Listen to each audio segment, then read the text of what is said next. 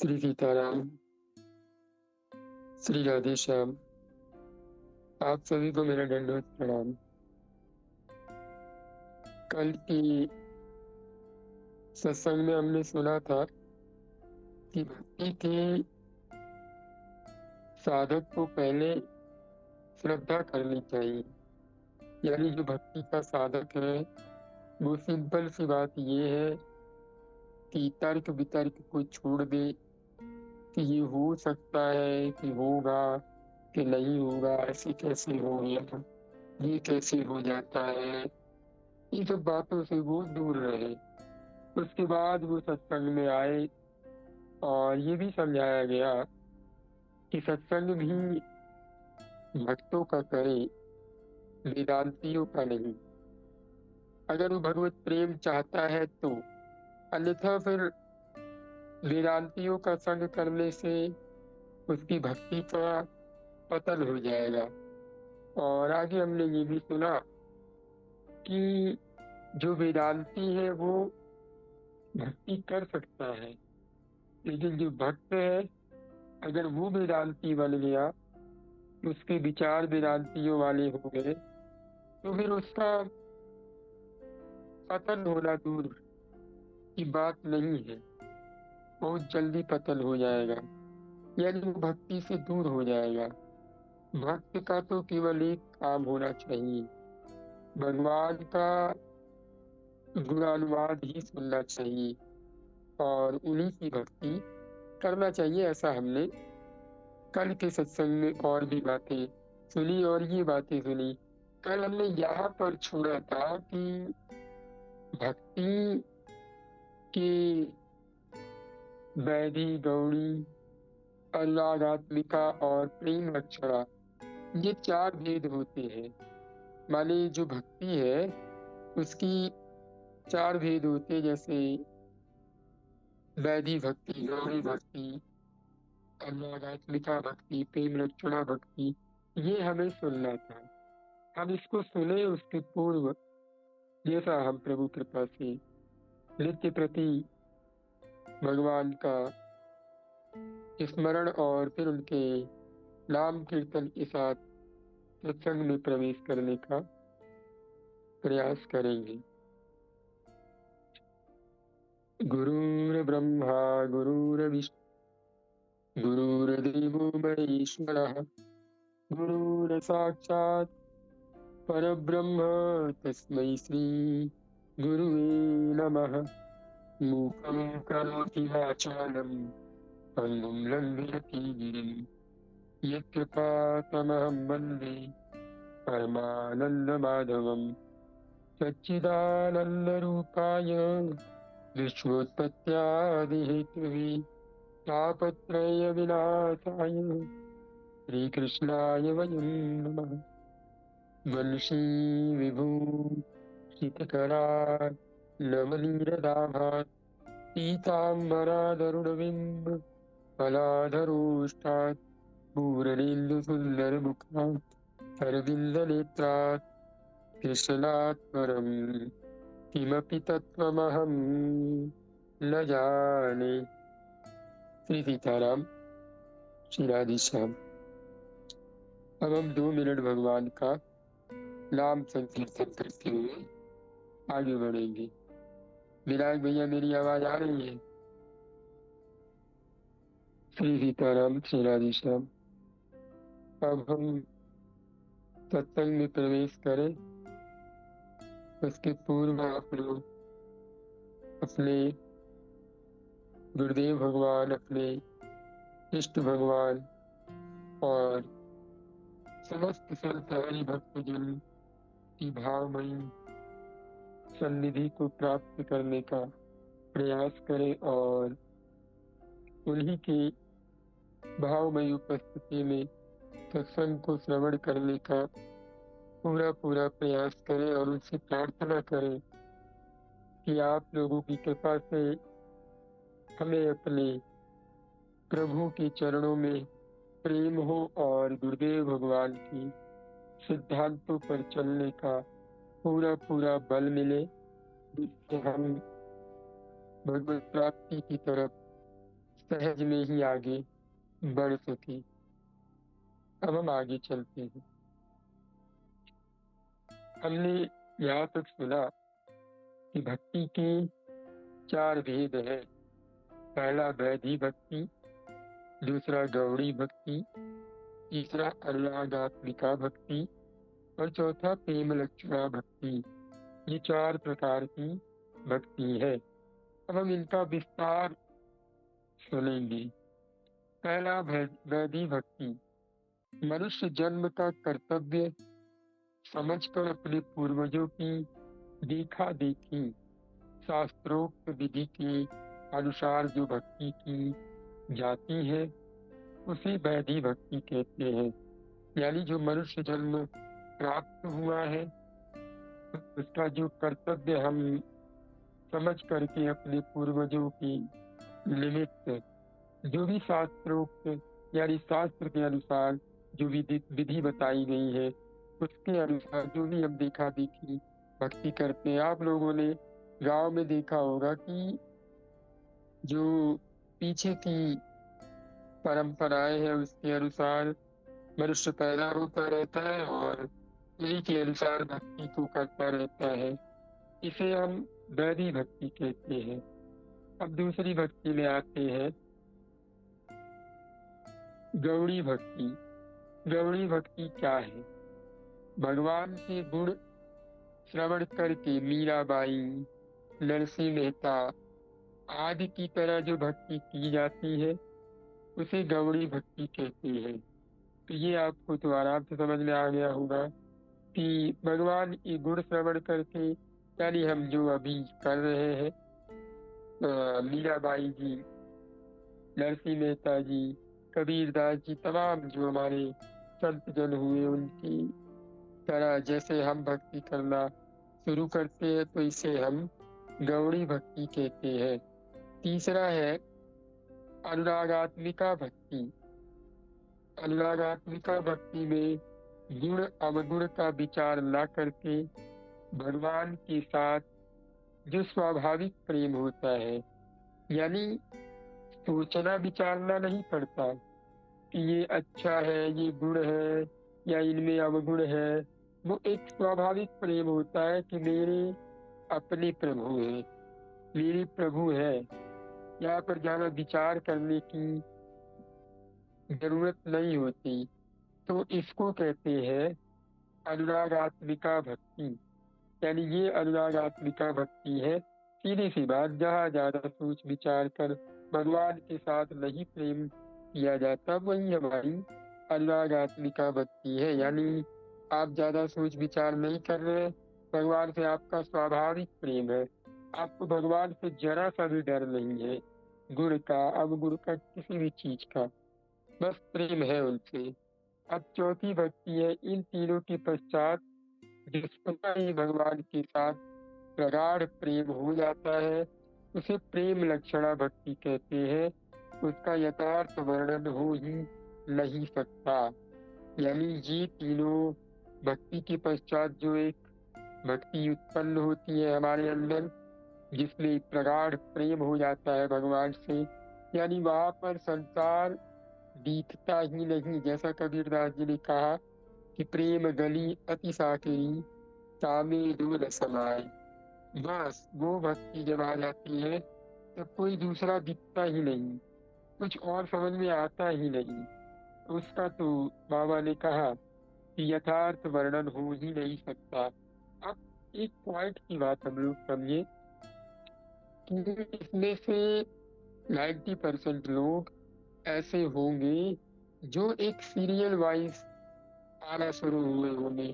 पहले उन्होंने अपने परिवार वालों को देखा होगा कि शास्त्र विधि से भगवान की सेवा, ये दुनिया भर की बातें, पूर्वजों के लिए पिंडदान करना, पितृ का महीना आता है तो फिर नवरात्रि, फिर बाल गणेश पूजा, तमाम जो होती है ये सब चीजें जब आती है तो पहले हमारी स्टार्टिंग यहीं से होती है। ये एक जनरल बात है कि एकदम नॉर्मल चीज समझिए कि हमारी शुरुआत यहाँ से होती है, फिर प्रभु कृपा से हम आते हैं गौड़ी भक्ति में।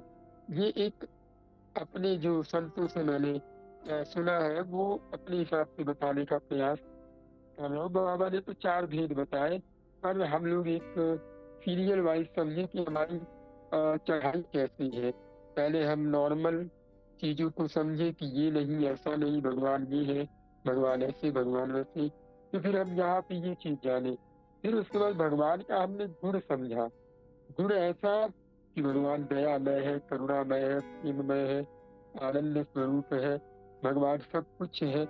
ये सब हमने जाना। तब हम मीराबाई की जैसा, नरसिंह मेहता की जैसा भक्ति करना शुरू कर देते हैं। इसको हम गौड़ी भक्ति कहते हैं। आगे जब हम अवगुण गुण का विचार नहीं करते, जैसे हमारे लड्डू गोपाल हो गए, हमारे श्री सीताराम सरकार हो गए, यानी जब एक संबंध बन जाता है, किसी का माधुर्य भाव का संबंध है, किसी का सख्य भाव का है, किसी का दास्य भाव का है, किसी का शांत भाव का है, तो सहचरी भाव का है। जब एक संबंध बन जाता है ना, जैसे मान लीजिए भगवान आपके भाई हो जाए, तो क्या आप उनके गुण और अवगुण का विचार कीजिएगा? आप उन्हें डांट कर कहिएगा, छोटा है बड़ा है जैसा भी है, तो उसके अकॉर्डिंग आप उनसे बात करने का प्रयास कीजिएगा। तो ये जहाँ पर गुण अवगुण का विचार नहीं होता, वो अनुरागात्मिका भक्ति होती है। फिर उसके पश्चात जो सबसे इम्पोर्टेंट और जो सबसे अच्छी, यानी बहुत हाई लेवल की, जिसमें ज्यादा सोच विचार होता ही नहीं है, जहाँ पर माने भगवान में पूरी तरह से प्रगाढ़ प्रेम हो जाए, ना कोई और है ही नहीं, कुछ और दिखता ही नहीं, किसी देवी देवता से कोई मतलब नहीं, कौन है कैसा है। एक बड़ी सुंदर घटना की मुझे श्री कृपाल जी महाराज के मुख से सुना था। तो एक बड़े अच्छे संत थे, वृंदावन में उनका अपना समूह किसी की तरफ जा रहा होगा, तो रास्ते में भी अपना टेंट वगैरह लगा के प्रवचन दे रहे थे। तो एक ब्रजवासी अपने सर पे गट्ठर लेकर आ रहा था। उसने देखा कि अरे यहाँ पर तो कुछ हो रहा है। उसने गट्ठर पटक करके देखना शुरू किया। महाराज जी बोले कि तुम यहाँ रास्ते में क्यों खड़े हो? उसने कहा महाराज देखा कि आप लोग जा रहे हैं, तो हमने सोचा कि भाई क्या हो रहा है, हम भी जरा देख ले। उन्होंने कहा तुम हमें नहीं जानते? उसने कहा ना महाराज, हम आपको जानते। तो फिर हम कैसे कैसे आपको? उन्होंने कहा हम भगवान के अनन्य भक्त हैं। तो उसने विरोध, यानी वहां पर पूज्य कृपालु जी महाराज थोड़ा सा विरोध करते हुए बोले कि उसने कहा मैं भगवान का अनन्य भक्त हूँ, अगर तुम अनन्य हो तो मैं फनन्य हूँ। तो उन्होंने कहा अच्छा, ये फनन्य भक्त क्या होता है? मैंने अनन्य तो सुना है, ये नया नाम तुमने कहाँ से निकाल दिया? उसने कहा पहले तुम बताओ अनन्य क्या होता है। तो उन्होंने कहा जो कृष्ण के अलावा बाकी सब देवी देवताओं को न माने, वो अनन्य है। उसने कहा अनन्य वो है जो कृष्ण के अलावा किसी और को जाने ही नहीं, कि कोई देवी है, कोई देवता है, कोई संत, कुछ नहीं, केवल कन्हैया को माने, वो अनन्य है। तो महाराज साष्टांग दंडवत हो गए कि तुमने तो मेरी आंखें खोल दी। कहने का मतलब यही है, प्रगाढ़ प्रेम जैसा ब्रजवासियों का अपने ठाकुर जी के प्रति था। तो यहाँ तक हमें समझ में आ गया कि वैधि भक्ति वो है जिसमें दुनिया भर के विधि विधान बताए जाते हैं, पूर्वजों के निमित्त उनकी देख रेख के अनुसार जो भक्ति की जाती है उसे हम वैधि भक्ति कहते हैं। और गौड़ी भक्ति वो है जहाँ पर भगवान के गुण को श्रवण करके हम मीराबाई जी के जैसा, नरसिंह मेहता जी के जैसा, कबीरदास, कालिदास, तुलसीदास, इनके जैसा हम भक्ति करते, ये गौड़ी भक्ति है।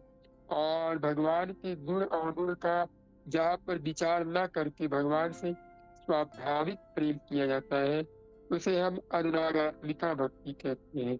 और तीसरा तो आपने जान ही लिया, जहाँ भगवान के अलावा कोई हो ही नहीं, यानी जहाँ भगवान से स्वतः प्रगाढ़ प्रेम हो जाए, यानी इन तीनों के पश्चात ये भक्ति मिलती है। इसे हम प्रेम लक्षणा भक्ति कहते हैं।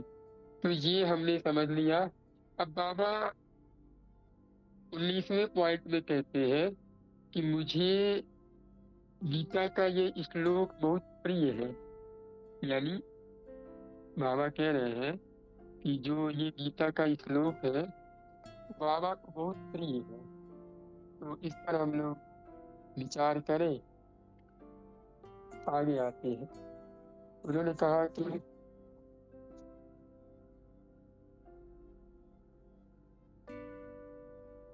2 मिनट रुकिएगा।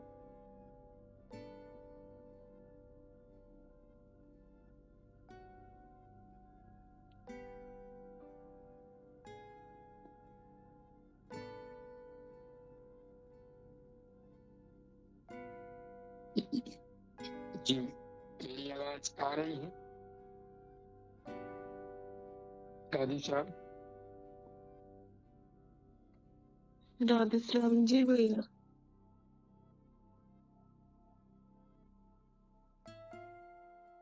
बाबा ने 19वें पॉइंट में कहा कि मुझे गीता जी का ये श्लोक बहुत प्रिय है। मय्येव मनः अधातस्त्वः मयि बुद्धिं निवेशय निवेशयसि मय्ये अतः पूर्वं न संशयः। यानी तू मुझ में ही मन लगा दे, मेरे में ही बुद्धि छोड़ दे, ऐसा होने पर निसंदेह तू मुझ में ही निवास करेगा। यानी भगवान कह रहे हैं कि अर्जुन ज्यादा विचार मत करो, मुझ में अपने मन को लगा दो, मेरे में ही बुद्धि को जोड़ दो, ऐसा होने पर निसंदेह तू मुझ में ही निवास करेगा। अब इसी बात को भगवान ने रामचरितमानस में थोड़ा और ढंग से कहा। उन्होंने कहा कि जननी जनक बंधु सुत धारा सुत कुल धम धाम सुहृद परिवारा सबकी ममता ताग बटोरी मम पद मन ही बाधि बर डोरी। यानी भगवान ने कहा कि जो भी ये जननी है, जनक है, बंधु है, सुत है, पत्नी है, पुत्र है, ये सब जो है इन सबको एकदम से पीछे करो।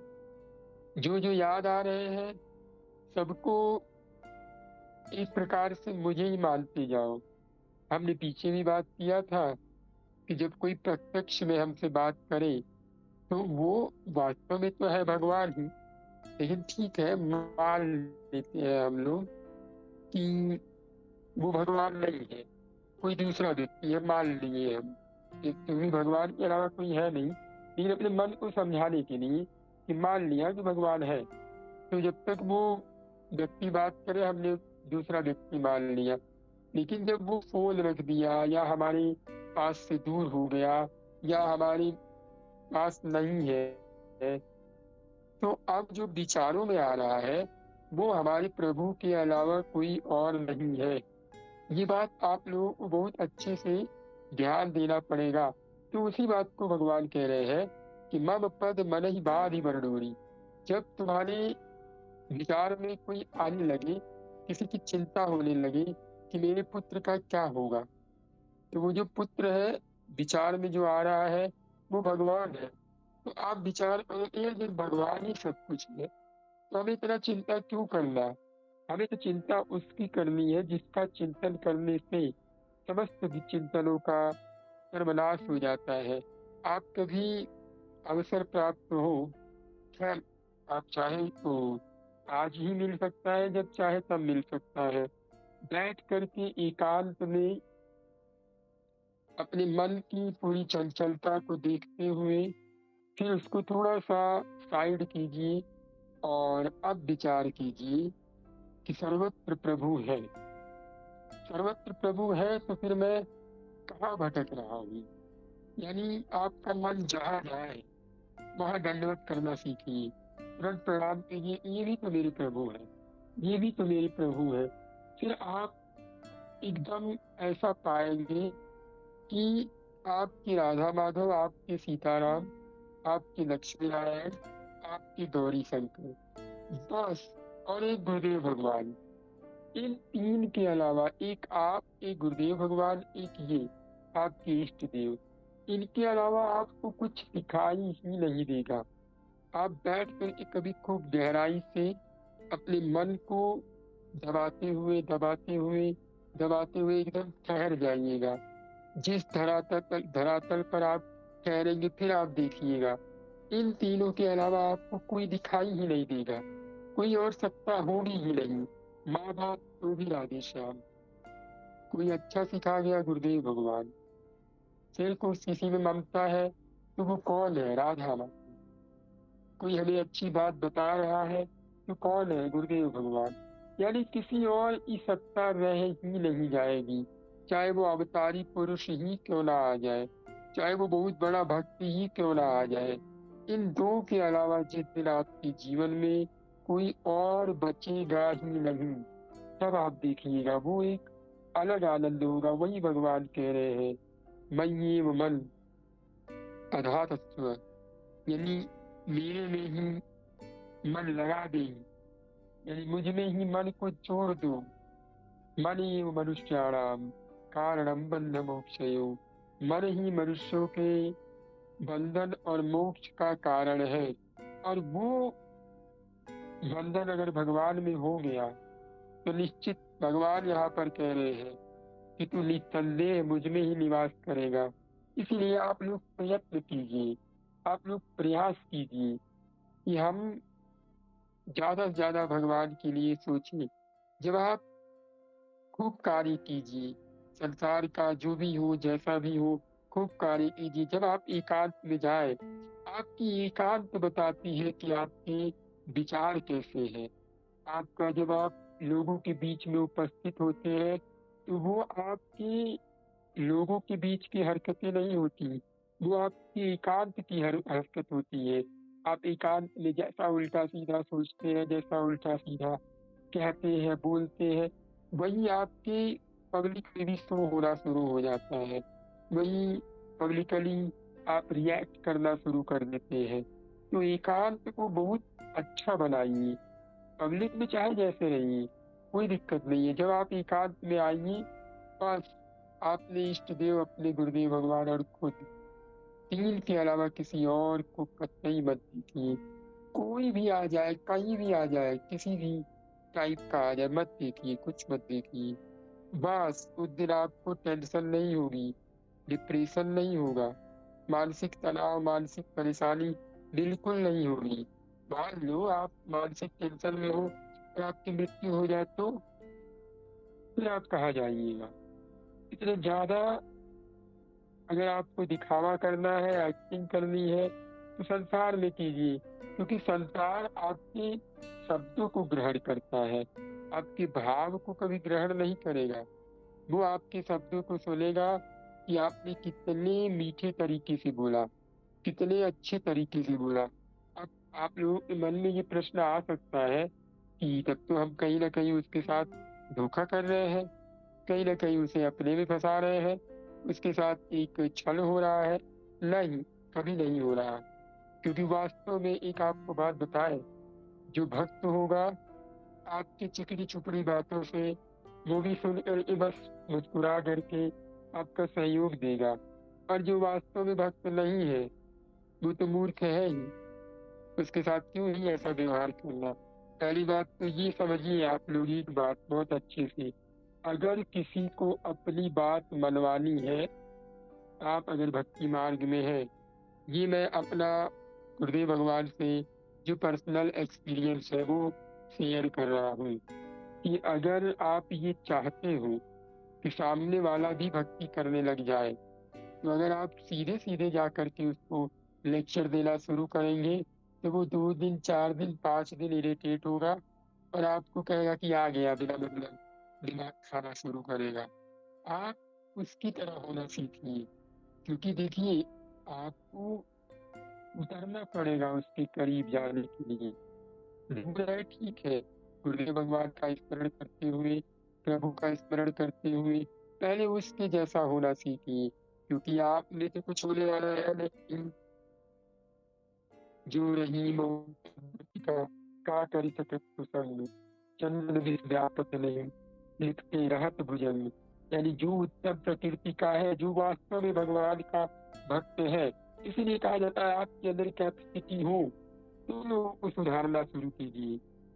नहीं तो ये बड़ी बड़ी बातें बोल करके फिर आप ना एक प्रकार से बेकार हो जाओगे, बदनाम हो जाओगे, और लोग आप पर तारीफ करना शुरू करेंगे, अरे बड़ी भक्ति की बातें करता है ये वो। जब भाई आपको पता है मेरे अंदर कैपेसिटी नहीं है, तो फिर लोगों के सामने दिखाना ही क्यों है? अंदर ही अंदर काम करो। आपके अणु परमाणु से उसके अंदर परिवर्तन होगा।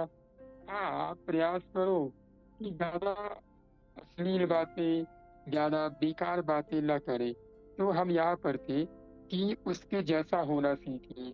जैसे आप उसके जैसे हो गए ना, तो वो फिर आप में आसक्त होना शुरू होगा। और जैसे उसकी आप में आसक्ति बढ़ी, तो फिर आप जो कहिएगा वो करना शुरू करेगा। ये एक लॉजिकल बात कर रहा हूँ, जो साइकोलॉजी कहती है। ऐसा मैं अपने हिसाब से नहीं बोल रहा हूँ, जो मैंने संतों और बड़े बड़े व्यक्ति की बुक से सुना है। तो कहने का मतलब पहले लोगों के जैसा होना सीखिए, लेकिन एक मर्यादा में। ये नहीं कि मर्यादा का पूरी तरह उल्लंघन हो जाए, जैसे वो शराबी है तो हम भी शराब पीने लगे। ना ना, हम उसके साथ रह रहे हैं, हम पिएंगे नहीं। हम उसके साथ रहते हैं, हम करेंगे नहीं वो चीजें, बस हम नॉर्मली रहते हैं। हमारा एक अलग एटीट्यूड होना चाहिए, हमारा एक अलग बिहेव होना चाहिए कि यार उसको परेशान मत करो, वो मतलब ये सब चीजों का नहीं है, उसको बिना मतलब डिस्टर्ब मत करो, वो अपने में मस्त रहता है। आपने देखा होगा ना, एक ग्रुप होता है, सर्कल होता है, तो लोग कहते हैं यार उसको परेशान मत करो, वो बढ़िया लड़का है। ठीक है, हम लोगों के साथ रहता है। आपके भी ग्रुप में कोई एक लड़का ऐसा होगा जो रहता तो आपके साथ होगा, लेकिन आपके जैसा काम नहीं करता हो। बस सेम ऐसे ही रह रहा है। मतलब आप उन लोगों के साथ रह रहे हो, लेकिन उनके जैसा नहीं हो, उनके जैसे आप नहीं हो। आपका एक अलग एटीट्यूड है, अच्छी बातें करना, अच्छी प्रकार की चीजों को करना। यानी आप भक्ति वाली बातें नहीं कर रहे से भी आपकी एक अच्छी बातें हो रही है, तो वो धीरे धीरे उसको आकर्षित करती जाएगी।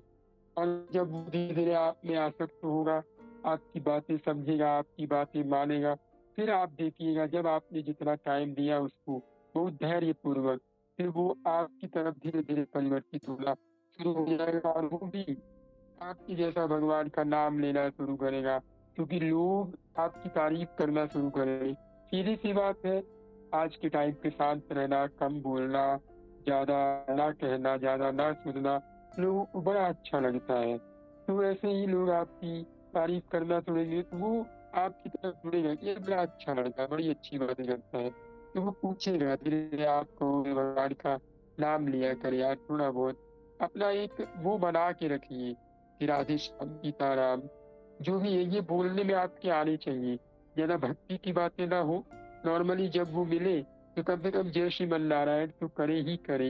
मेरे ऐसे कई दोस्त है जो बहुत बेकार टाइप के हैं, लेकिन जब मेरा फोन नारायण जय श्री नारायण तो जरूर ही करते हैं। तो मेरा मन तो करता है कि मैं रोज ही बात करूं, कम से कम वो इसी बहाने तो जय श्रीमन नारायण तो करेगा।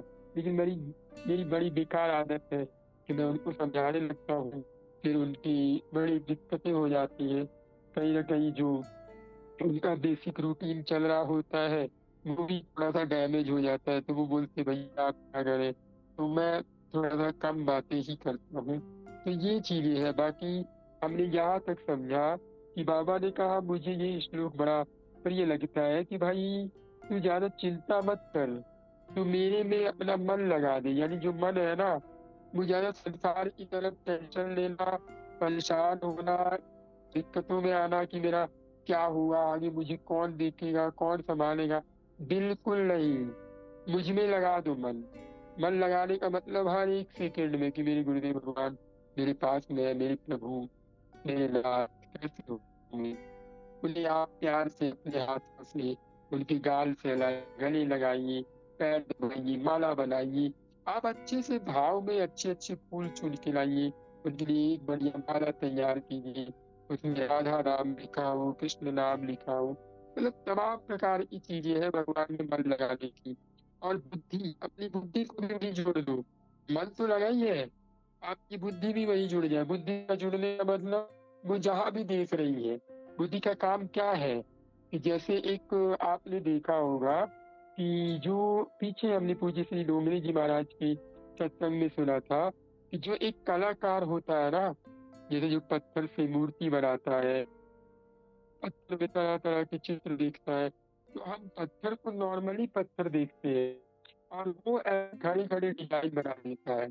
पत्थर में अभी कुछ हुआ नहीं है, बट वो देख लेता है कि अरे बहुत अच्छी मूर्ति बन सकती है, इसमें हाथ ऐसे होगा, ये ऐसे होंगे, बांसुरी यहाँ लगाएंगे, पैर ऐसे टेढ़ा हो जाएगा, कमर ऐसे टेढ़ी हो जाएगी। तो ये कलाकार की दृष्टि है।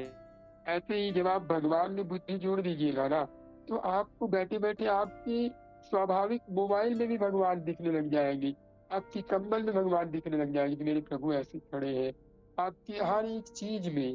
तो ये हो गया बुद्धि को जोड़ देना। मन तो लगा है, मन तो कैसे लगा है कि भाई आप बैठ करके मन को चुपचाप दिखा रहे हो कि वृंदावन में हूँ, मैं जा रहा हूँ, गऊ आ गई और ब्रजवासी आ गए, दंडवत प्रणाम कर रहे हैं। वहाँ के निम्न से निम्न कोटि में रहने वाले जीवों को भी हम दंडवत प्रणाम कर रहे हैं। क्यों? अब यहाँ बुद्धि जुड़िए। अब प्रणाम कर रहे हैं ठीक है, लेकिन क्यों कर रहे हैं? क्योंकि ये रात होने के बाद सब के सब जितने भी जीव है, जितने भी प्राणी है, सब के सब रास में जाते हैं और ये सब श्री कृष्ण के पूजनीय है। बस हो गया, बुद्धि जुड़ गई। उन्होंने कहा ऐसा होने पर निसंदेह तो मुझे ही प्राप्त होगा, ऐसा भगवान ने गीता के 12वें अध्याय के 8वें श्लोक में कहा है।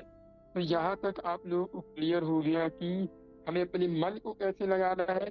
मन को स्वाभाविक, हमने पहली बात किया था कि कोई गाली दे, बोले, कुछ करे, आप मन को प्यार दुलार दीजिए।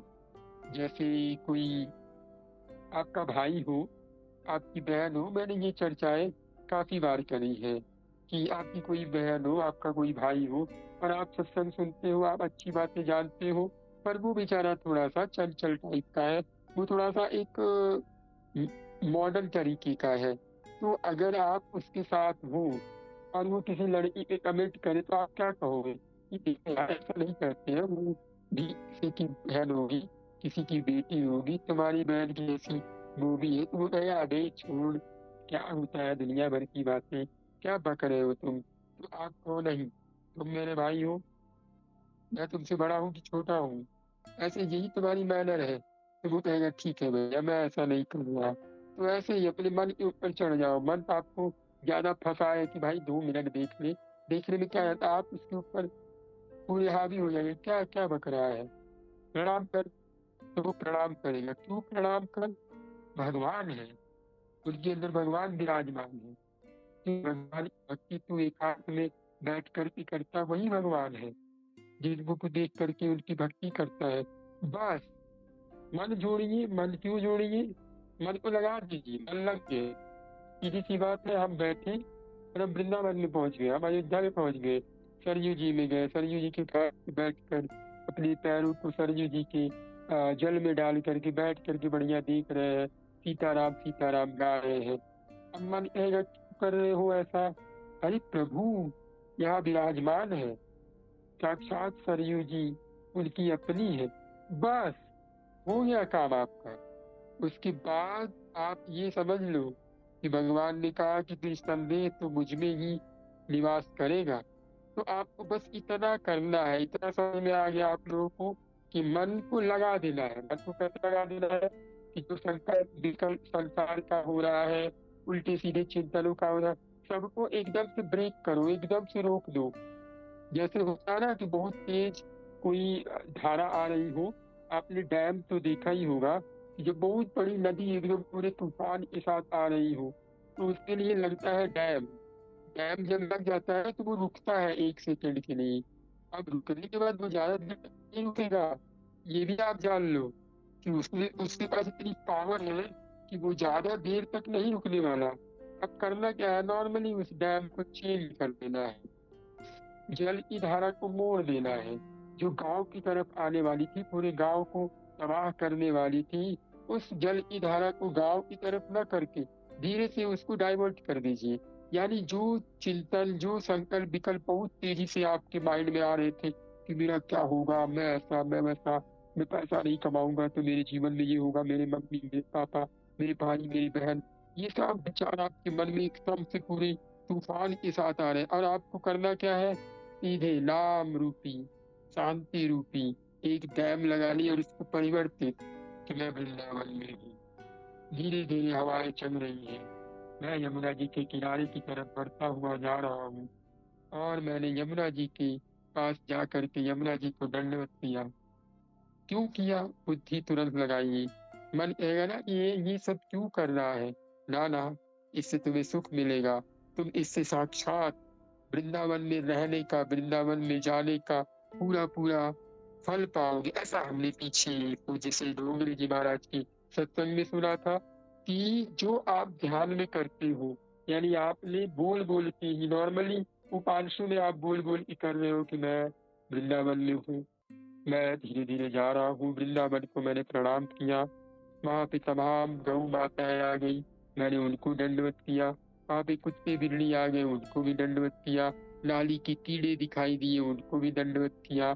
यमुना जी आ गई, उनको भी दंडवत किया। वृक्ष मिले, उनको हमने गले लगाया। ब्रजवासी मिले, उनको हमने दंडवत किया। अनुभव हो रहा है ना? दिखाई दे रहा है ना? बस अब मन कहेगा ये सब क्यों कर रहे हो, उसको समझाओ जो आपने सत्संग में सुना है। एक भाई की तरह, एक अपने की तरह ट्रीट करना शुरू करो कि देखो ये सब करने से तुम साक्षात वो फल प्राप्त करोगे जो वहां पर रहने का करते। बस मन को चाहिए लालच, मन को चाहिए सत्य बात। वो सत्य को बहुत तेजी से पकड़ता है। जितनी तेज वो झूठ को पकड़ता है, उतनी तेज वो सत्य को भी पकड़ता है। क्योंकि मन अंधा है, उसकी आंखें नहीं है। वो जो चीज पकड़ता है बहुत तेजी से पकड़ता है। किसी में आसक्त हुआ तो बहुत तेजी के साथ, किसी को अपना मान लिया तो बहुत तेजी के साथ। जैसे अभी माता पिता को मान लिया, भाई बहन को मान लिया, तो आपसे छूट रहे हैं क्या? नहीं छूट रहे, क्योंकि उसने पकड़ लिया है, बहुत तेजी से पकड़ लिया है। अब वो नहीं छोड़ने वाला है। उसके लिए तो हम सत्संग कर रहे हैं कि हमारे अंदर विवेक जागृत हो। ये जो हमारी मुट्ठी बहुत तेजी से बंद हो गई है, वो हम धीरे धीरे खोलने का प्रयास करें कि नहीं, ये सब मेरे नहीं है। ये तो बस एक रास्ते के मुसाफिर है, तुम इससे आकर के मिल लिए है, बस थोड़े दिन के लिए है। उसके बाद वो जीव अपने कर्म दंड के अनुसार भोग भोगेगा। और वो जो माता बन के आई है वो अपने हिसाब से, वो जो भाई बन के आया वो अपने हिसाब से, मैं अपने हिसाब से, बहन अपने हिसाब से, सब अलग अलग भोगने के लिए जाएंगे। तो ये मत समझिए कि आपके रहने ना रहने से किसी को कोई फर्क, या आपकी ज्यादा सोचने से किसी के अंदर ज्यादा परिवर्तन आ सकता है। हाँ, हो सकता है आपने प्रार्थना किया उन लोगों के लिए तो उनके अंदर परिवर्तन आ सकता है। तो ये चीज हमने बहुत विस्तार में समझा कि मन प्रभु में लगा दीजिए और बुद्धि को भी प्रभु में जोड़ दीजिए। ऐसा होने से निसंदेह हम भगवान में ही निवास करेंगे। एक बार आप लोग कहिए राधे श्याम सरकार की जय हो। जय हो। राधे श्याम जय सरकार हो। की जय जय। हो। सीताराम की जय। कितने लोग जग रहे हैं, थोड़ा सा हाथ उठा के बताइए तो।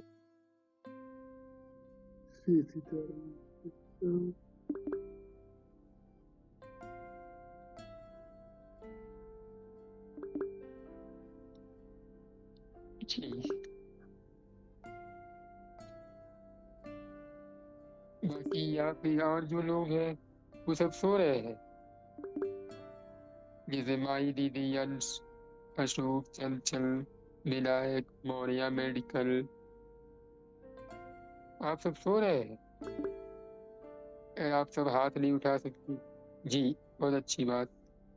तो आप लोग जगने का पूरा प्रयास कीजिए, क्योंकि ये भाव गुरु कृपा से, संत कृपा से शायद आप लोगों में से किसी के लिए हो। खैर जिसके लिए होगा वो तो प्रभु कृपा से जगता ही मिलेगा, खैर आप लोग अब हाथ नीचे कर लीजिए, एक पॉइंट और सुनते हैं, फिर उसके बाद हम भागवत जी में प्रवेश करते हैं। अब एक पॉइंट और है कि 20वां पॉइंट ये है कि श्रीमद् भागवत के 10वें स्कंद की रास पंचाध्यायी को भगवान में आसक्ति होने के लिए ही पढ़ना चाहिए तथा भगवान की पूजा सेवा भी उन्हीं में हो, आसक्ति होने के लिए करनी चाहिए। यानी जो भगवान की पूजा सेवा आप कर रहे हो, ये बात मुझे बड़ी अच्छी लगी कि एक बार पूज्य भाई जी को किसी महिला साधक ने एक प्रश्न किया कि हम पूजा सेवा करते हैं, भगवान का नाम जब तो कर नहीं पाते, तो क्या हमें भगवान मिलेंगे? तो पूज्य भाई जी ने कहा कि अगर वो पूजा सेवा सुमन, देवी दीदी और विनायक भैया, आप दोनों लोग हाथ पीछे कर लीजिए। तो पूज्य भाई जी ने कहा कि आप अगर पूजा पाठ या जो भी अगरबत्ती धूप वगैरह दिखा रही है, इसका अगर केवल एक लक्ष्य है कि मेरे प्रभु इससे प्रसन्न हो जाए, कोई और मतलब चाह ना हो, मेरे पुत्र, मेरे पति, मेरे पत्नी, ये सब सब कुछ भी नहीं, आपकी केवल ये पूजा पाठ का केवल एक चाह हो कि मेरे प्रभु को प्रसन्नता मिले, मेरे प्रभु में इस पूजा से आसक्ति हो, तो भाई जी ने कहा पक्का आपको भगवत प्राप्ति होगी, आपको निश्चित भगवत प्राप्ति होगी। तो हम, कोई ऐसी बात नहीं है कि हम एक हाई लेवल की ही भक्ति करके भगवान को प्राप्त कर सकते हैं। हम जो भी करें अपने प्रभु की प्रसन्नता के लिए करें, तो पक्का भगवत प्राप्ति होगी ही होगी। ये बात आपको समझना होगा। अब आगे है कि हमने ये देखा कि रास पंचाध्यायी किस लिए पढ़ना चाहिए, ताकि हमारे भगवान में आसक्ति हो। हम पूजा सेवा जो भी करें भगवान में आसक्ति होने के लिए ही हमें करना चाहिए। यद्यपि भगवान नित्य तृप्त है, यानी भगवान को कोई ऐसी जरूरत नहीं है पूजा पाठ करने की, सेवा पूजा से भला कौन तृप्त हो सकता है। तथापि भक्तों पर दया करके उनकी प्रीति बढ़ाने के लिए भगवान उनके द्वारा की हुई सेवा पूजा ग्रहण करते हैं। जैसे भगवान ने कहा कि पत्रम पुष्पम फलम तोयम यो मे भक्ता प्रयच्छति, यानी जो भी पत्र पुष्प जल जो भी आप उनको प्रेम से अर्पण कर दो, उनकी प्रसन्नता के लिए। ऐसा ना हो कि उसमें कोई कामना हो, उसमें कोई चाह हो, बस ए प्रभु आप प्रसन्न हो जाओ, आप एक बार मुस्कुरा करके मुझे देख लो, एक बाकी झांकी दिखा दो, बस ये चाह होनी चाहिए। तो इससे प्रभु बहुत प्रसन्न होते हैं। आगे कह रहे हैं कि भगवान को कौन पूजा सेवा करके उन्हें तृप्त कर सकता है। बड़े बड़े लोग कहते हैं ना, मैं तो ये चढ़ाता हूँ, वो करता हूँ, ऐसा करता हूँ। तो अर्जुन ने इस पर भी प्रश्न किया था कि जो बेचारा गरीब है वो क्या करे। भगवान ने कहा ऐसा कुछ नहीं है, मैं भाव का भूखा हूँ, ये यथा माम प्रपद्यन्ते तान् तथैव भजाम्यहम्, जो मुझे जिस भाव से भजता है मैं उसे उसी भाव से भजता हूँ। आगे उन्होंने कहा कि भगवान भक्तों पर दया करके उनकी प्रीति को बढ़ाने के लिए ही उनकी पूजा सेवा को ग्रहण करते हैं। अतः आपको करना क्या है, नित्य निरंतर भगवान के गुणों का कथन, श्रवण, नाम कीर्तन एवं सुधा संग आदि भक्ति वर्धक कार्य करते रहना चाहिए। इससे भगवान में आसक्ति हो सकती है, हो जाएगी नहीं, हो सकती है, इस पर ध्यान दीजिए।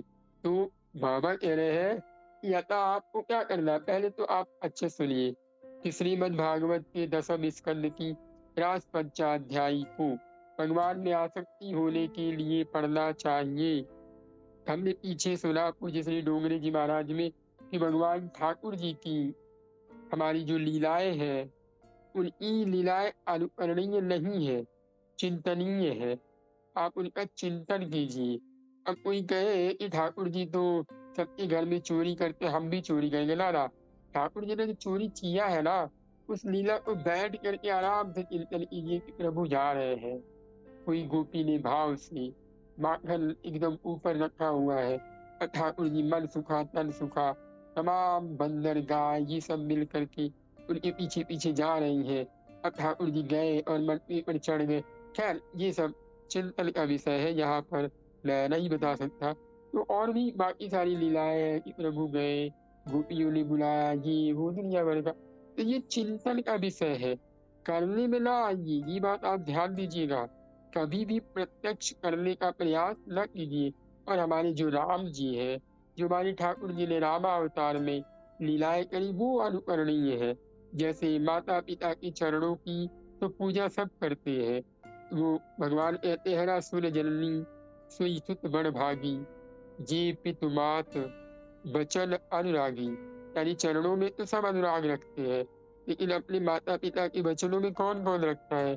तो हमारे प्रभु श्री राम सरकार ने एक चीज समझाया है कि मेरी लीलाओं का तुम अनुकरण करो। मैंने जो जो सिखाया है उसको तुम फॉलो करना सीखो। और हमारे ठाकुर जी सरकार ने कहा कि भैया देखो, मेरी लीलाएं जो है वो अनुकरणीय नहीं है, आप उसे फॉलो मत कीजिए। आप उसको केवल एक चीज करिए कि बैठ के मस्त एकदम चिंतन कीजिए। तो बाबा कह रहे हैं कि श्रीमद् भागवत का जो 10वां स्कंद है, जो रास पंचाध्यायी है, उसको हमें पढ़ना चाहिए। लेकिन क्यों? कि हे भगवान, आप में आसक्ति हो जाए। हमें ज्यादा लेना देना नहीं है आपसे कुछ, बस आपसे प्रेम हो जाए, आपके नाम में प्रीति हो जाए। और भगवान की जो पूजा सेवा है, उन्हीं में आसक्ति होने के लिए भी करनी चाहिए।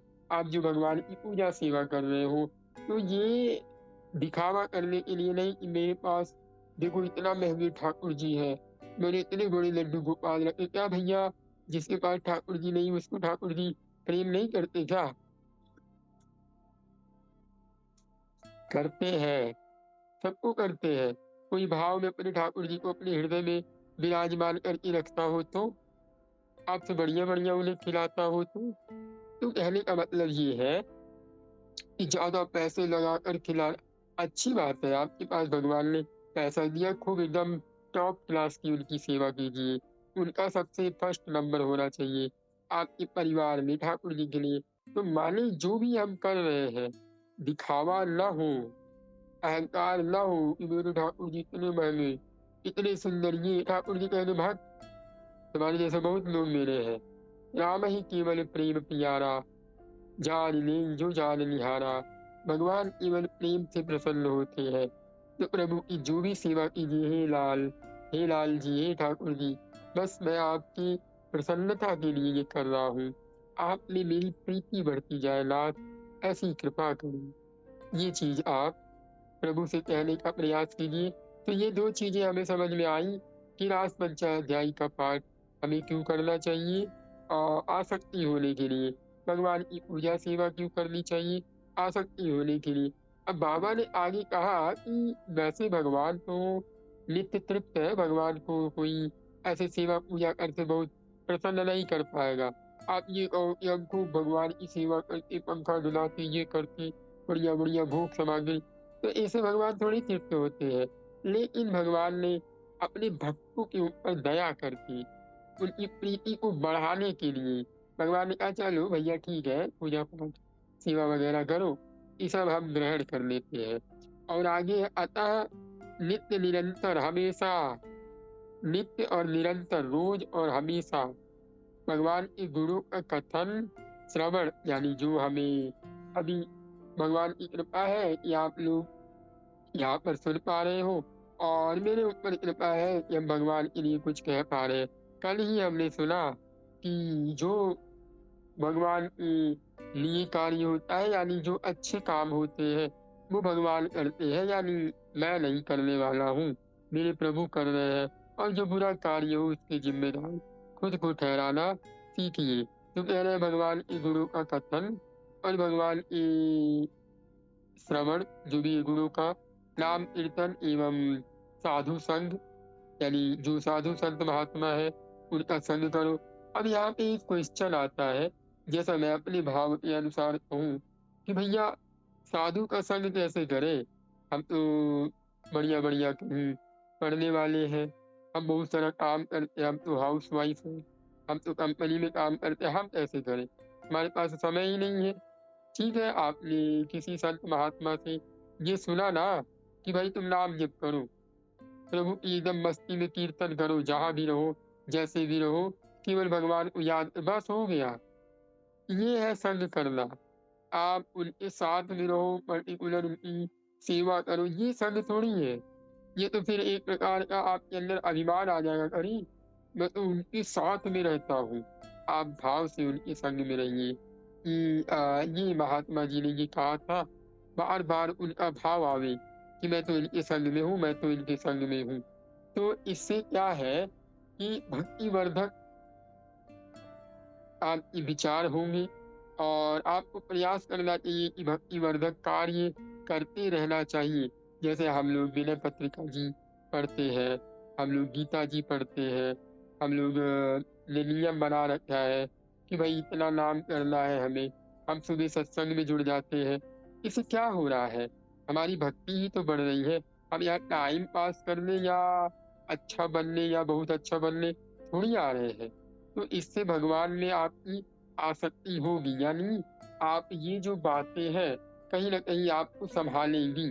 तो इतना आप लोगों को क्लियर समझ में आ गया कि रास पंचाध्यायी पढ़ना चाहिए। क्यों पढ़ना चाहिए? कि भगवान में आसक्ति हो। पूजा सेवा करनी चाहिए, क्यों करनी चाहिए? भगवान में आसक्ति हो। क्योंकि भगवान को पूजा पाठ से कोई प्रसन्न नहीं कर सकता। भगवान को दया करके हम लोगों के ऊपर हमारी प्रीति बढ़े कि भाई ठीक है, कुछ करता रहे, कम से कम मेरे निमित्त तो कुछ करेगा कि हाँ, मेरे ठाकुर जी को ये गुलाब जामुन चाहिए, ये जलेबी चाहिए, ये कपड़ा चाहिए, भगवान को आज ये खिलाएँगे, भगवान को आज वो खिलाएँगे। इससे प्रेम तो बढ़ेगा, कम से कम मेरे में आसक्त तो होगा। इसलिए भगवान उसकी सेवा भी ग्रहण कर लेते हैं और हमें प्रयास करना चाहिए कि नित्य निरंतर हमें भगवान के गुणों का कथन श्रवण करना चाहिए। अब हमने कथन में 2 ऑप्शन कल सुना था कि अपने मन को सुनाने का प्रयास कीजिए, किसी और को नहीं कि आप यहाँ सुन लिए, जाकर के किसी को कह रहे हैं, "हे इधर आओ, हम तुम्हें कुछ सुनाते हैं, मैंने आज से सुन ली।" तू सुनेगा भी नहीं और प्लस में भाग बिना मतलब आ जाता है, पता नहीं कहाँ से क्या सुन के। इसलिए अपने मन को सुनाइए। अपने मन को कैसे सुनाना है, कल हमने अच्छे से सुना था कि भाई उसको प्यार से, दुलार से उसको बताइए कि गलत है, ये अच्छी बात है, ये तुम करो, ये ना करो, ऐसी बात ठीक है। और श्रवण तो आप कर ही रहे हैं, नाम कीर्तन भी कीजिए। आपने नाम कीर्तन का नियम तो बनाया ही है कि 15 मिनट 10 मिनट नाम कीर्तन, ये सब आप कीजिए और साधु का संग कीजिए। संग कैसे करना है ये भी आपको पता है कि भाई उनकी बातों का संग कीजिए ज़्यादा से ज़्यादा और भक्तिवर्धक कार्य करते रहिए। जैसे हमने अभी कुछ नियम बनाए हैं कि विनय पत्रिका जी हम पढ़ते हैं, कुछ न कुछ तो हमारे मन में आएगा ना कि हनुमान जी ने ऐसा किया, राम जी ने ऐसा किया। इससे हमारी भगवान में आसक्ति हो सकती है, हो जाएगी, ये पूरा कंफर्म नहीं है, हो सकती है। और जहाँ हो सकती है वहाँ अगर थोड़ी-सी भी गुंजाइश है, तो सीधी-सी बात है होगा ही। अब हम आगे बढ़ते हैं भागवत जी में। आज हम पूज्य श्री उड़िया बाबा को यही विश्राम देते हैं। कल हम सुनेंगे भक्ति मार्ग में सबसे पहले श्रद्धा, फिर सत्संग और उसके बाद भजन क्रिया होती है। इस पर हम विस्तार से सुनेंगे, काफ़ी बड़ा है ये। अभी के लिए आप लोग कोई 2 मिनट भगवान का नाम कीर्तन करें, फिर हम सत्संग में प्रवेश करने का प्रयास करेंगे।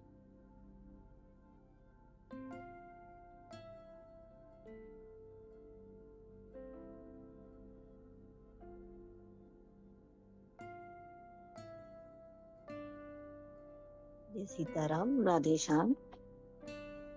श्री राम जय राम जय जय राम, श्री राम जय राम जय जय राम, श्री राम जय राम जय जय राम, श्री राम जय राम जय जय राम, राम राम जय सीताराम, श्री राम जय राम जय जय राम, राम राम जय सीताराम, श्री राम जय राम जय जय राम, श्री राम जय राम जय जय राम, राम राम जय सीताराम, श्री राम जय राम जय जय राम, राम राम जय सीताराम, श्री राम जय राम जय जय राम, राम राम जय सीताराम, राम राम जय सीताराम, श्री राम जय राम जय जय राम, श्री राम जय राम जय जय राम, राम राम जय सीताराम, जय सीताराम। राधे श्याम।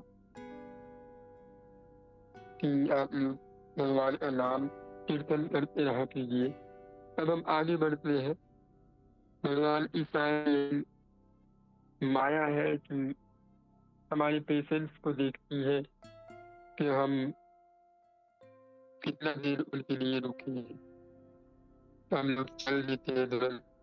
कल हमने कहाँ तक सुना था, यदि किसी को याद हो तो वो बताए थोड़ा सा, ताकि इसे पता तो चले। श्री राम जी द्वारा अहिल्या जी, ये तो हमने सुना था, लेकिन उसके पीछे हमने क्या सुना था।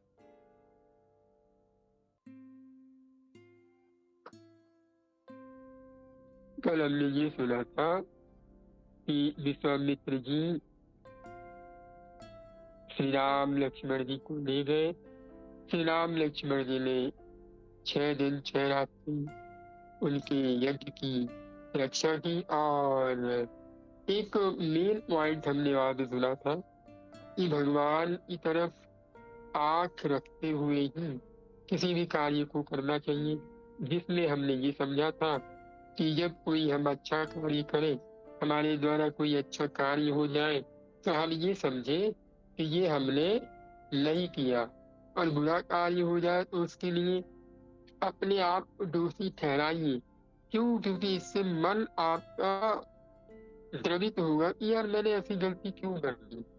दोबारा करने के लिए वो तैयार मत होइए, बट एक बार जो गलती हो जाए उसको सोच करके अपने आप को रिग्रेट फील कराइए, अपने आप को दुखी फील कराइए। ये आप लोग समझने का हमने कल प्रयास किया था। और मेरी एक विशेष प्रार्थना है आप लोगों से, जब भी माइंड म्यूट कर ले तो आप लोग ऐसे मिलजुल कर भगवान का नाम करते रहिए। ये मेरी प्रार्थना है। शांत रहना मतलब शैतान का प्रवेश कराना होता है।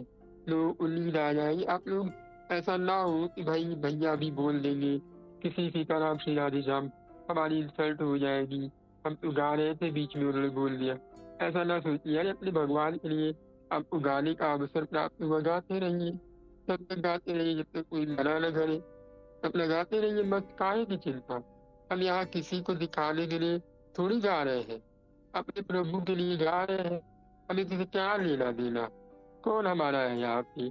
ठीक है, हम सत्संगी है, जुड़ते हैं, सबको अपना भाई बहन समझते हैं, बस इतना ही है ना यहाँ के लिए, बस इतना ही पर्याप्त है। ज्यादा तो हमारा किसी संबंध है नहीं, बस बात खत्म। अब हम आगे बढ़ते हैं, तो ये चीज आप लोग ध्यान दीजिए, शांत मत रहिए। भगवान का नाम कीर्तन हो या तो सत्संग हो, हम इसीलिए यहाँ जुड़ते हैं, चुप रहने के लिए नहीं जुड़ते। खैर, अब हम आगे बढ़ते हैं। हमने यहाँ पे सुना कि अब विश्वामित्र जी ने कहा कि हे राम, जनकपुरी में सीता जी का स्वयंवर है, वहां चलो, क्या तुम चलोगे? भगवान ने कहा, हे गुरुदेव भगवान, मेरे माता पिता ने कहा जो गुरुदेव भगवान कहे वही करना, तो प्रभु आप जो कहे वही मैं करने के लिए तैयार हूँ। विश्वामित्र जी जनकपुरी को पारायण करते हैं, यानी भगवान के साथ जनकपुरी की तरफ जाते हैं। पारायण का मतलब यही है। मार्ग में अहिल्या जी का आश्रम आया है। गौतम ऋषि के हिसाब से अहिल्या जी पत्थर हुई है। विश्वामित्र जी ने राम जी को आज्ञा दी, इस पत्थर को चरणों से स्पर्श करो। राम जी पूछते हैं, इस पत्थर में क्या है गुरुदेव? विश्वामित्र जी ने कहा, विश्वामित्र जी ने उन्हें सब कथा सुनाई। ऋषि पत्नी अहिल्या है, ऋषि का श्राप होने से पत्थर हुई है। आप लोगों ने भी कथा सुन रखी है, और मैंने आप लोगों से कहा है कि यदि प्रभु कृपा से शरीर में सांसें रही, प्रभु की कृपा रही, तो अवश्य ही हम श्री रामचरितमानस को बहुत विस्तार में सुनने का तत्वार्थ रामायण के माध्यम से प्रयास करेंगे। और मेरा भाव ये है, आप लोगों से एक प्रश्न है कि जैसा देखिए, हम नहीं चाहते कि हम लोग संदेह में पड़े, क्योंकि ठाकुर जी की लीलाएं आगे बहुत एकदम,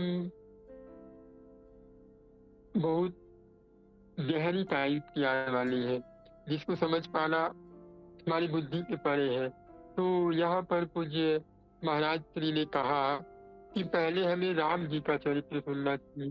खैर, हम राम जी का चरित्र शॉर्ट्स में सुनते आ रहे हैं, छोटा छोटा करके। तो अगर आप लोग कहे तो ये वाली रामायण अगर खत्म हो जाए, फिर उसके बाद हम तत्वर्थ रामायण शुरू कर सकते हैं। अगर आप लोग कहिए तो फिर प्रयास किया जाएगा।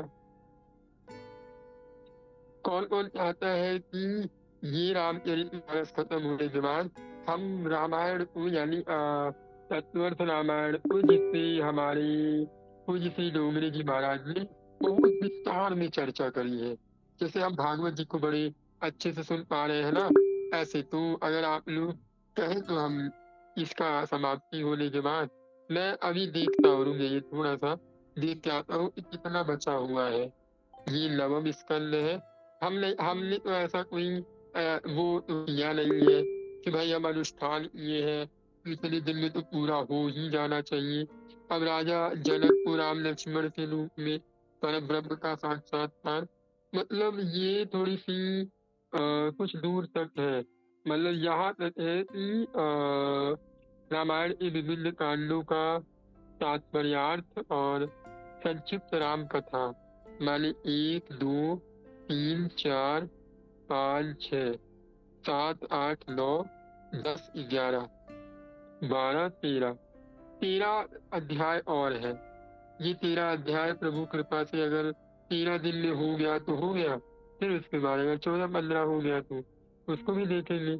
इसके बाद हम लोग सोच रहे हैं कि ठाकुर जी के चरित्र में प्रवेश करें, यानी चंद्रवंश प्रकरण में प्रवेश उसके यहाँ इसको एक बार पूरा विस्तार में सुन ले तो बड़ी अच्छी कृपा होगी। क्योंकि मैं ऐसे बताऊँ, मुझे रामचरितमानस बहुत ज्यादा प्रिय लगता है, क्योंकि उसमें जो चीजें है ना वो जीने में बड़ी अच्छी है।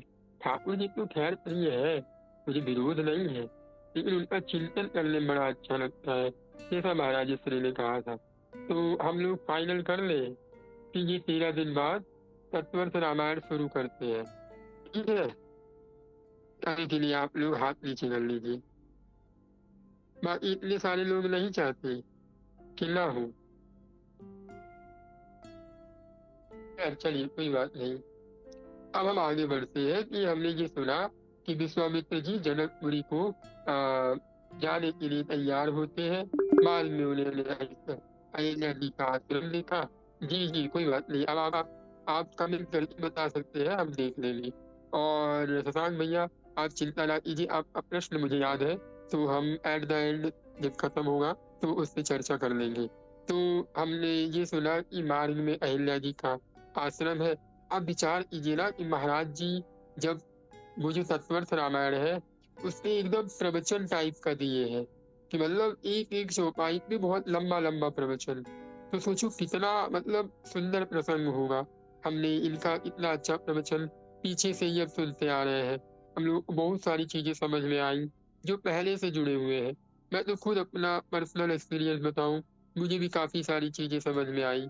सत्संग होता ही है हमारी विवेक को जागृत करने के लिए। खैर, आप लोग आने का प्रयास कीजिए। अब हम आगे बढ़ते हैं जी। तो हमने ये देखा कि गुरुदेव भगवान ने हमारे प्रभु श्री राम जी को आज्ञा दी कि जाओ उन पत्थर को अपने पैर से स्पर्श करो। प्रभु ने पूछा कि गुरुदेव भगवान ये कौन है, हम इन्हें क्यों छुए? तो गुरुदेव भगवान ने समझाया कि ये गौतम ऋषि की पत्नी है, इनका नाम अहिल्या है। ऐसा उन्होंने उनको श्राप दिया। तमाम जो भी हमने पीछे सुना है वो हुआ। तो आपके चरण का स्पर्श हो तो इनका उद्धार हो जाएगा। ये गुरुदेव भगवान है, यही है संत जन। संत जन अकारण करुणा वरुणालय होते हैं। वो कभी किसी के ऊपर कुछ देखते थोड़ी है। गोस्वामी जी ने ऐसे थोड़ी चौपाई लिख दिया कि हे तु रहित जग जुग उपकारी, तुम्हार सेवक असुरारी, यानी आप और आपकी जो सेवक है वे सब बिना किसी कारण के ही दया कर जाते हैं हम जैसे मूर्खों पर। खैर, आप तो नहीं, मेरे जैसे मूर्ख पर संत जनों की, गुरुजनों की इतनी कृपा है कि मतलब मैं क्या कहूँ। मुझे लगता है कि मैं उनके लिए क्या कर रहा हूँ। सारा कार्य तो वही मेरे लिए कर रहे हैं। एक होता है ना कि हम उनके लिए क्या कर रहे हैं, वो सब हमारे लिए कर रहे हैं। तो आप लोग ऐसे मेरी बातों को बुरा मत मानिएगा कि मैंने आप लोगों को मूर्ख कहा, इसलिए आप लोग क्षमा कीजिएगा। मैं ही मूर्ख हूँ, मेरी में उतनी बुद्धि है नहीं। तो ये संतों की बड़ी कृपा है कि वो भगवान से प्रार्थना करते हैं अपने जनों के लिए कि भाई इन पर भी कृपा कर दो, जैसे उन्होंने माता अहिल्या पे किया। रामचंद्र जी ने कहा, गुरु जी मेरा एक ऐसा नियम है कि मैं किसी स्त्री को स्पर्श नहीं करता हूँ, मैं स्त्री का वंदन करता हूँ। मैं दूर से वंदन करूंगा, स्पर्श नहीं करूंगा। विश्वामित्र जी का आग्रह है कि आप वंदन करो, उससे उद्धार नहीं होगा, आपके चरण स्पर्श से ही इनका उद्धार होगा। रामचंद्र जी ने कहा, किसी स्त्री का स्पर्श मैं कैसे करूं, मुझे पाप लगेगा, मेरा पतन हो जाएगा। ये है हमारे राम जी। अब इनका अनुकरण कीजिए।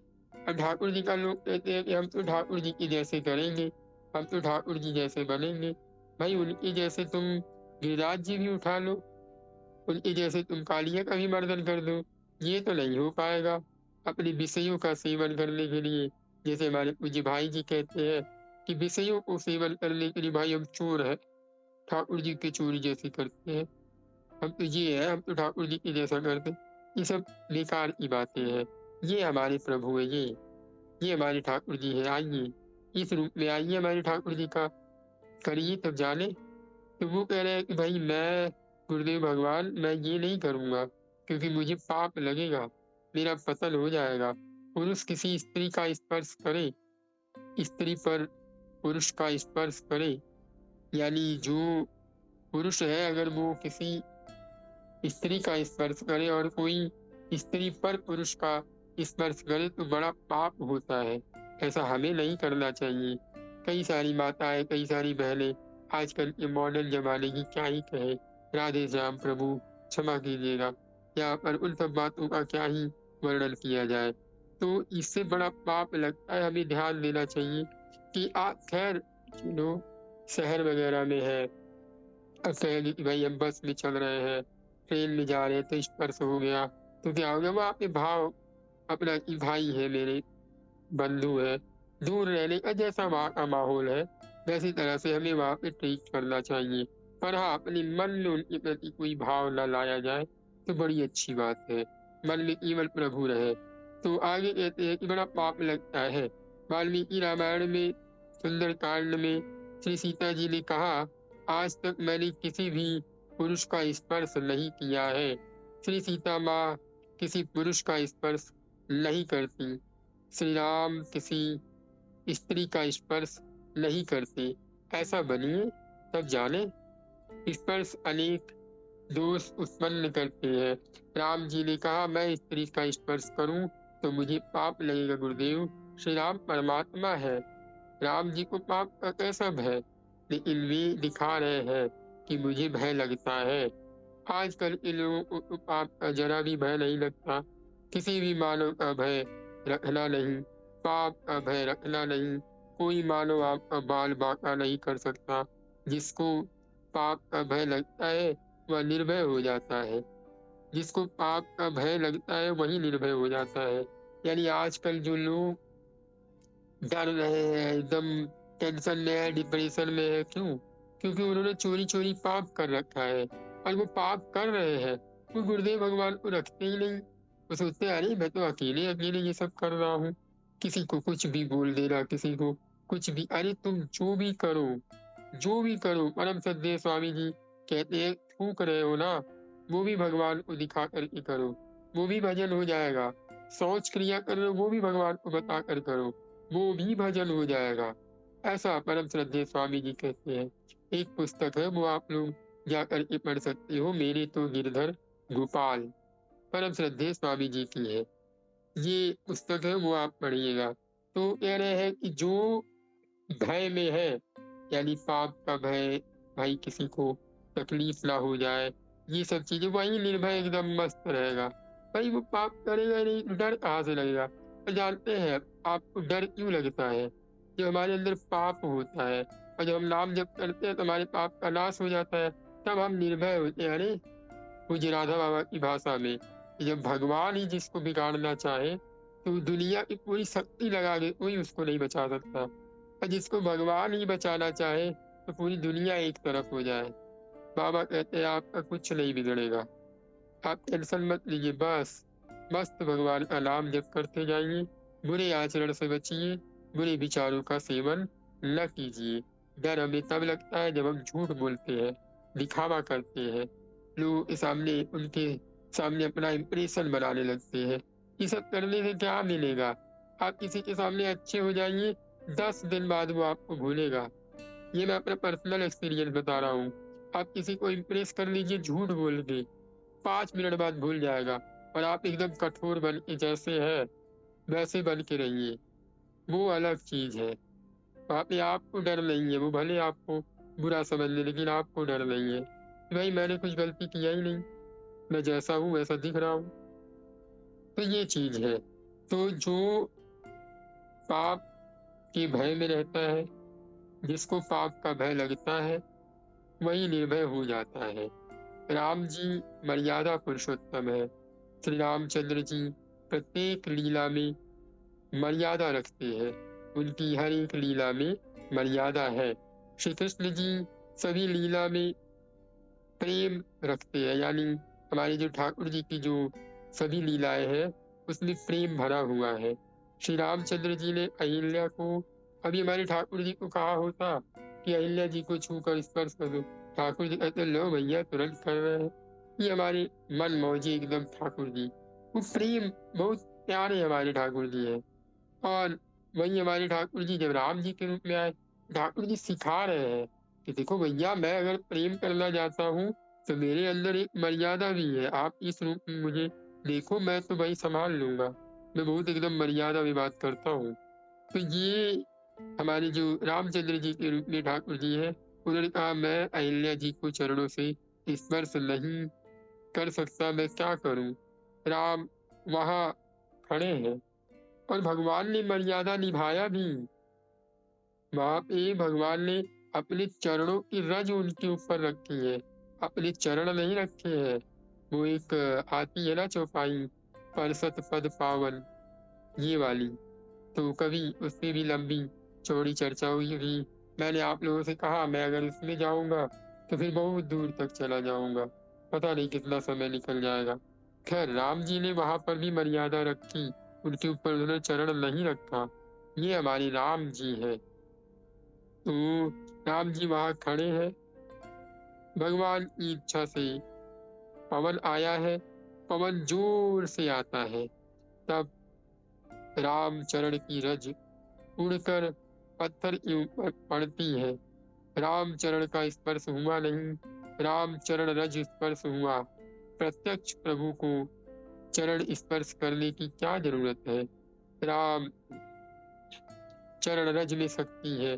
अहिल्या जी को राम चरण रज स्पर्श हुआ। मुनि साप जो दीन्हा अति भल कीन्हा, ऐसा माता कहती है कि मुनि ने जो मुझे साप दिया बहुत कृपा की मुझ पर। अहिल्या जी का उद्धार होता है।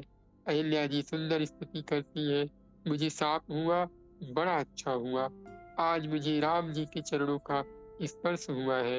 मानव की बुद्धि पत्थर जैसी कठिन हो जाती है।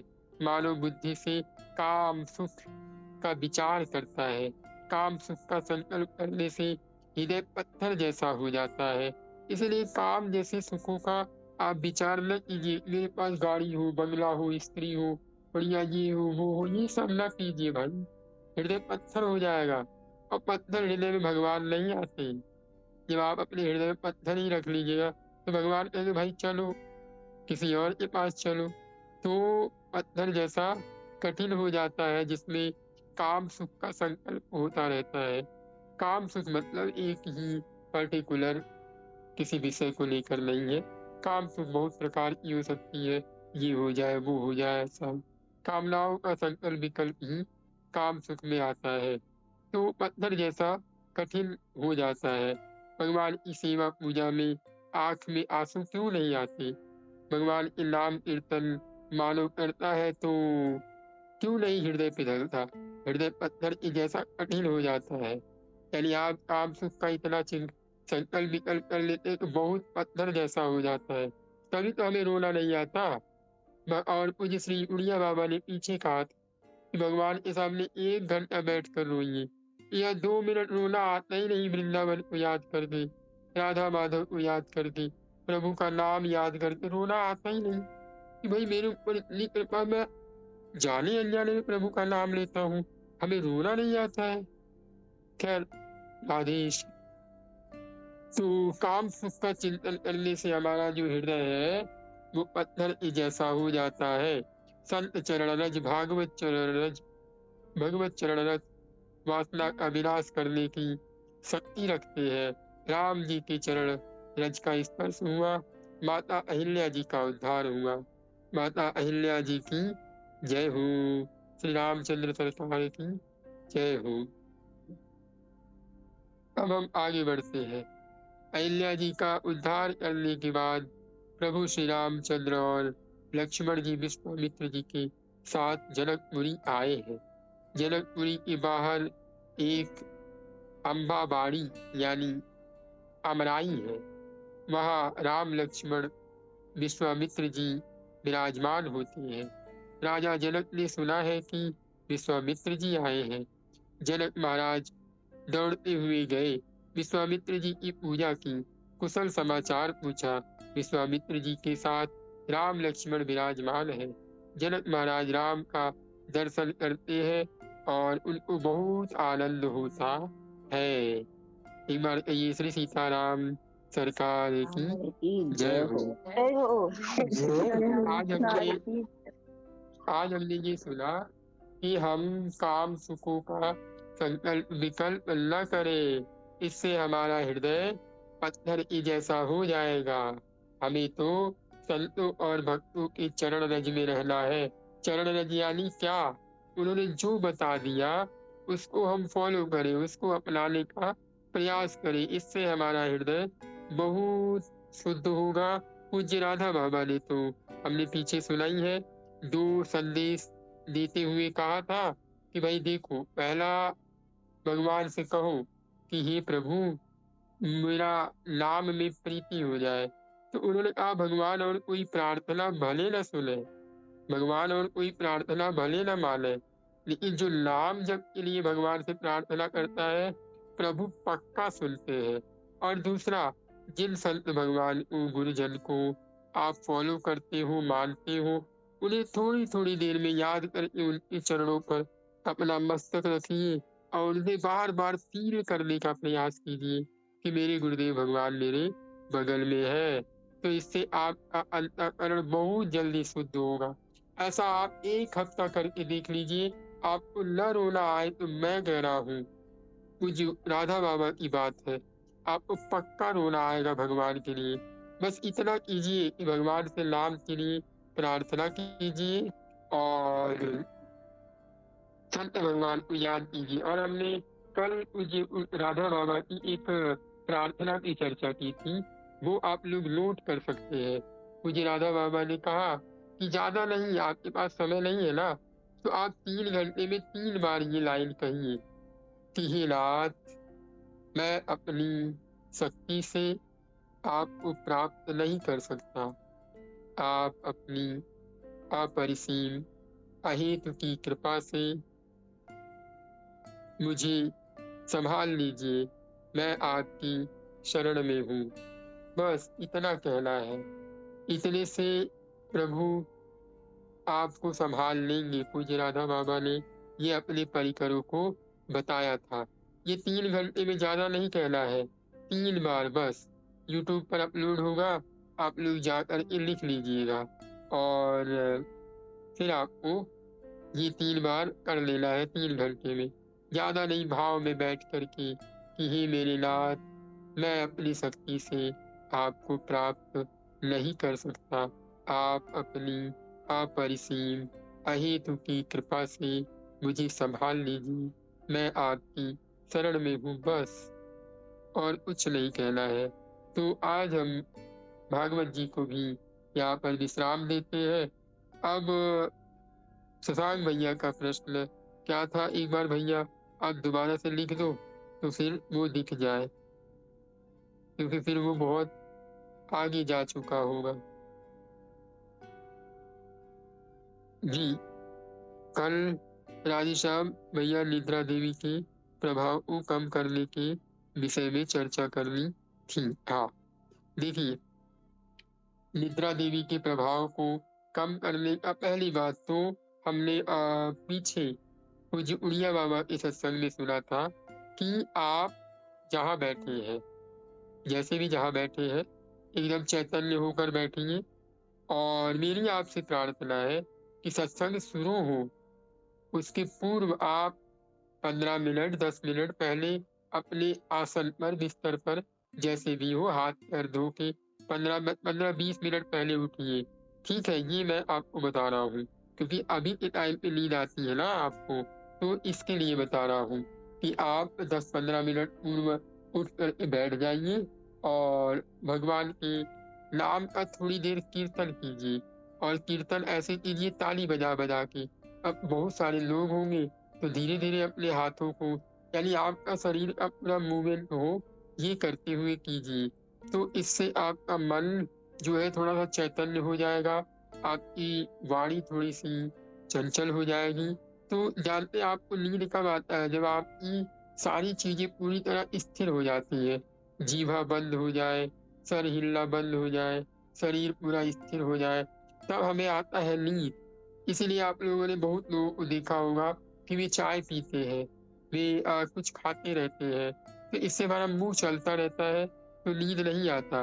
तो इसीलिए आप लोगों से मेरी प्रार्थना है कि बैठ करके आराम से बैठ जाइए और रीढ़ की हड्डी पूरी सीधी रखिए और शरीर को पूरा ढीला छोड़ दीजिए।